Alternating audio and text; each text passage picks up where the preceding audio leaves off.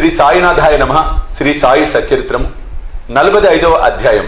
కాకాసాహెబ్ సంశయము, ఆనందరావు అనుభవము, కొయ్యబల్ల మంచము బాబాదే, మహల్సాపతిది కాదు.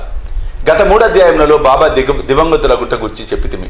వారి భౌతిక శరీరము మన దృష్టి నుండి నిష్క్రమించను, కానీ వారి అనంత స్వరూపము లేదా సాయి శక్తి ఎల్లప్పుడూ నిలిచే ఉండును. ఇప్పటి వరకు వారు జీవిత కాలంలో జరిగిన లీలలను చెప్పితిమి. వారు సమాధి చెందిన పిమ్మట కొత్త లీలలు జరుగుచున్నవి. దీనిని బట్టి బాబా శాశ్వతంగా ఉన్నారని, తమ భక్తులకు పూర్వము వలె తోడ్పడుచున్నారని తెలియచున్నది. ఎవరైతే బాబా సమాధి చెందకముందు వారిని చూసిరో వారు నిజంగా అదృష్టవంతులు. అట్టి వారిలో ఎవరైనా ప్రపంచ సుఖములందు వస్తువులందు మమకారం పోగొట్టుకొనినచో, వారి మనస్సు అర్పణం కానిచో వారు దురదృష్టమని చెప్పవచ్చును. అప్పుడే కాదు, ఇప్పుడు కూడా కావలసినది బాబా యందు హృదయపూర్వకమైన భక్తి. మన బుద్ధి, ఇంద్రియములు, మనస్సు బాబా సేవలో ఐక్యము కావలను. కొన్నిటి మాత్రమే సేవలో లయం చేసిన తక్కిన వాని వలె సంచరించినట్లు చేసినచో ప్రయోజనం లేదు. పూజ గాని ధ్యానము గాని పూనినచో దానిని మనపూర్వకంగా ఆత్మశుద్ధితో చేయవలెను. పవిత్రతకు, పతివ్రతకు తన భర్త ఎందుగల ప్రేమను భక్తులకు గురువునందు చూపవలసిన ప్రేమతో పోల్చెదరు.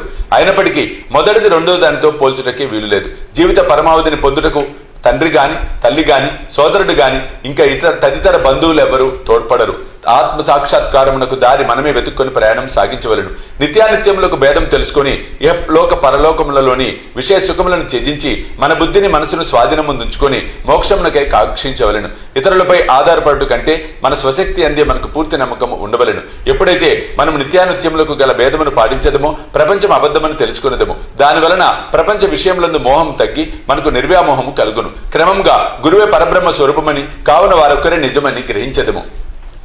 వారు ఈ జగత్తును జయించిన వారును ప్రపంచమునకు అతీతులు. అప్పుడు వారిని ప్రతి జీవరాశి ఎందు చూడగలిగి పూజించేదము. ఇదే అద్వైత భజనము లేదా పూజ.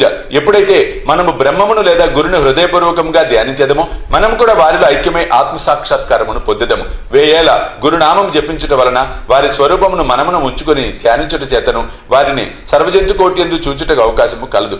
మనది శాశ్వతానందమును కలుగు చేయను. ఈ దిగువ కథ విశదీకరించదము.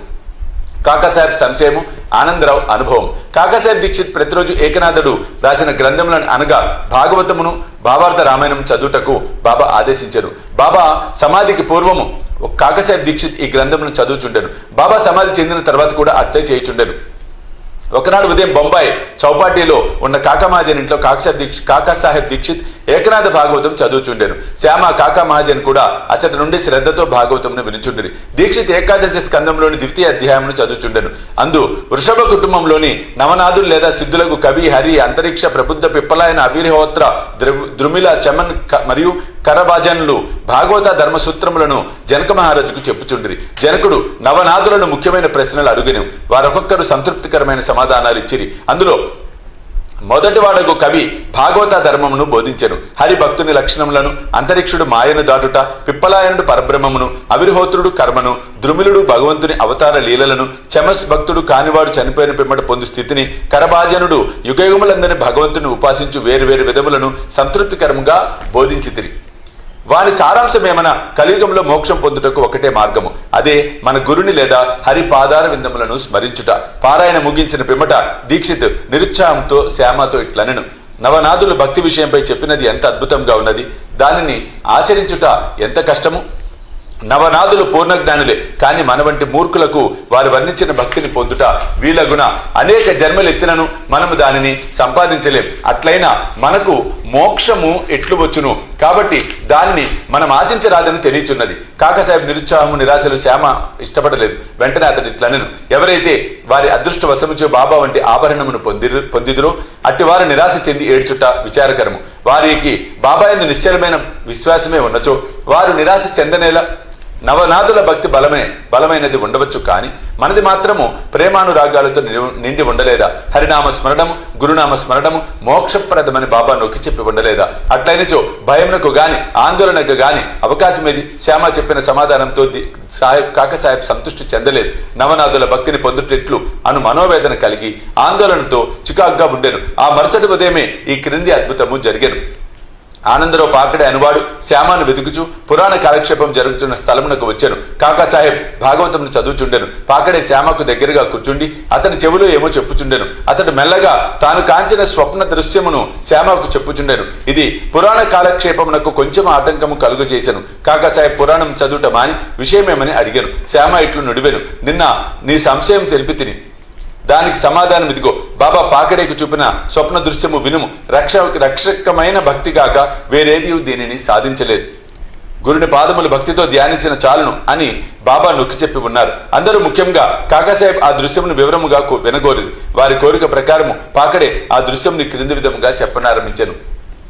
లోతైన సముద్రంలో నడుం వరకు దిగి అచ్చట నిలిచి తిని హఠాత్తుగా అచ్చట సాయిబాబాను చూసి తిని రత్నములు తాపిన చక్కని సింహాసనంపై బాబా కూర్చొని ఉండెను. వారి పాదములు నీటిలో ఉండెను. బాబా స్వరూపమును చూసి మిగులు ఆనందించి తిని అది నిజము వలె ఉండెను, కానీ స్వప్నం వలె కానరాకుండెను. దానిని నేను స్వప్నమని అనుకొనలేదు. మాధవరావు అచ్చట నిలిచి ఉండెను. శ్యామ ఆనందరావు బాబా పాదములపై పడుము అని సలహా ఇచ్చాను. నాకు కూడా నమస్కరించవలే ఉన్నది, కానీ వారి పాదములు నీటిలో ఉన్నవి కనుక నా శిరస్సును వారి పాదములపై ఎట్లుంచగలను, నేను నిస్సహాయుడను అని నేనంటిని. అది విని అతడు బాబాతో ఇట్లనెను, ఓ దేవా, నీటిలో ఉన్న నీ పాదములను బయటకు తీయము. వెంటనే బాబా తన పాదములను బయటికి తీసిరి. క్షణమైన ఆలస్యం చేయక నేను వారి పాదములకు మ్రొక్కి తిని దీనిని చూచి బాబా నన్ను దీవించి ఇట్లనెను, ఇక బొమ్ము, నీవు క్షేమమును పొందెదవు.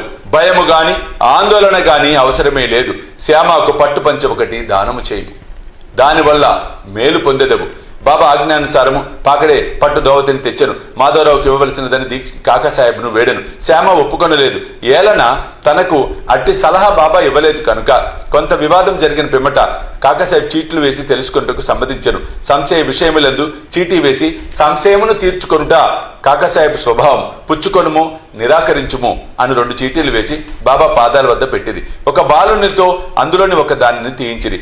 పుచ్చుకొనుము అని చీటీ ఎంచుటచే మాధవరావుకు దోవతి ఇచ్చిరి. దానిని శ్యామ అంగీకరించెను. ఇద్దరు సంతృష్టి చెందిరి. కాకాసాహెబ్ సంశయం తీరెను. ఇతర యోగుల మాటలను కూడా గౌరవించవలసినదని ఈ కథ ప్రబోధించుచున్నది. కానీ మన తల్లి అగు గురువునందు పరిపూర్ణమైన భక్తి విశ్వాసములు ఉండవలను. వారి బోధల ప్రకారం నడవవలను. ఎందుకనగా మన కష్ట సుఖములు ఇతరుల కంటే వారికే బాగా తెలియను. నీ హృదయ ఫలకమునందు బాబా చెప్పిన ఈ పలుకులను చెక్కుము. ఈ లోకములో అనేక మంది యోగులు కలరు, కానీ మన గురువు అసలైన తండ్రి.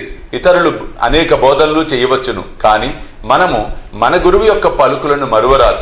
వేయేల హృదయపూర్వకముగా నీ గురువును ప్రేమించుము. వారిని సర్వస్వ శరణాగతితో వేడుము.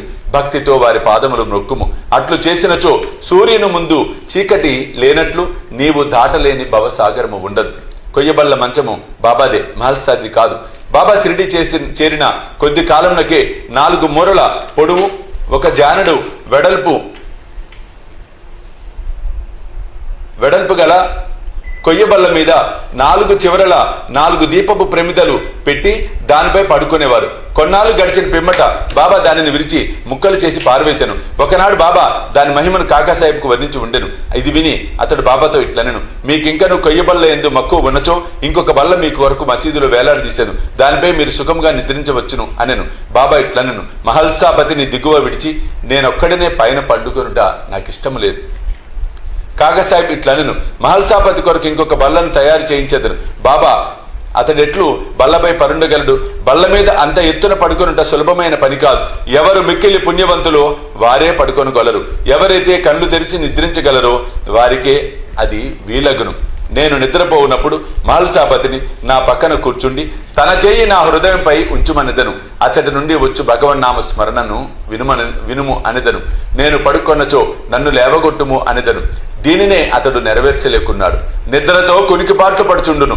నా హృదయముపై వాని చేతి బరువును గమనించి ఓ భగత్ అని పిలిచెదను. వెంటనే కండ్లు తెరిచి కదులును. ఎవడైతే నేలపై చక్కగా నిద్రించలేడో, ఎవడు కదలకుండా ఉండలేడో, ఎవడు నిద్రకు సేవకుడో వాడు ఎత్తైన బల్ల మీద ఎట్లు పండుకొనగలడు అనెను. అనేక పర్యాయములు బాబా తన భక్తులందు ప్రేమచో ఇట్లనెను, మంచి గాని చెడ్డ గాని ఏది మనదో అది మన దగ్గరే ఉండును, ఏది ఇతరులదో అది వారి వద్ద ఉండును. 45వ అధ్యాయం సంపూర్ణము. సద్గురు శ్రీ సాయినాథ అర్పణమస్తు. శుభం భవతు.